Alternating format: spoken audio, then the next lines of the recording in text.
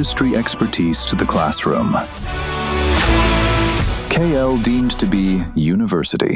భారత రాజకీయ యవనికపై దశాబ్దాలుగా పాతుకుపోయిన వంశపారంపర్య నాయకత్వాలు సాంప్రదాయ ప్రాంతీయ పార్టీల ఉనికి ప్రశ్నార్థకంగా మారబోతున్న తరుణంలో జాతీయ స్థాయిలో భారతీయ జనతా పార్టీని ఢీకొట్టేందుకు దేశవ్యాప్తంగా నూతన రాజకీయ ప్రత్యామ్నాయాలు వేగంగా పుంజుకుంటున్నాయి.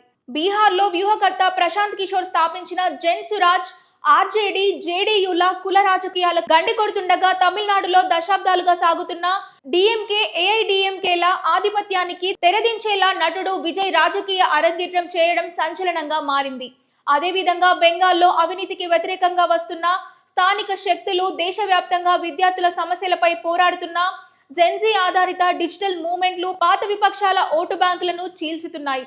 అయితే ఆధునిక అంశాలు పారదర్శకతను కోరుకుంటున్న నయా జనరేషన్ ఓటర్లు ఈ కొత్త శక్తుల వైపు మొగ్గు చూపుతుండడం సాంప్రదాయ ప్రతిపక్షాలను బలహీనపరుస్తుండగా విపక్ష ఓట్లు పలు భాగాలుగా విచ్ఛిన్నం కావడం వల్ల ప్రత్యక్షంగా అధికార బీజేపీకి పొలిటికల్ అడ్వాంటేజ్ లభిస్తుందనే విశ్లేషణలు కూడా వెలువడుతున్నాయి. ఈ పరిణామాల నేపథ్యంలో పాతకాలపు వంశపారంపర్య రాజకీయాలను తిరస్కరిస్తున్న యువతరం ఆదరిస్తున్న ఈ కొత్త తరం నాయకులు రాబోయే రోజుల్లో బీజేపీకి నిజమైన జాతీయ ప్రత్యామ్నాయంగా ఎదుగుతారా లేక వ్యతిరేక ఓట్లను చీల్చే సాధనాలుగా మిగిలిపోతారా అనేది ఆసక్తికరంగా మారింది.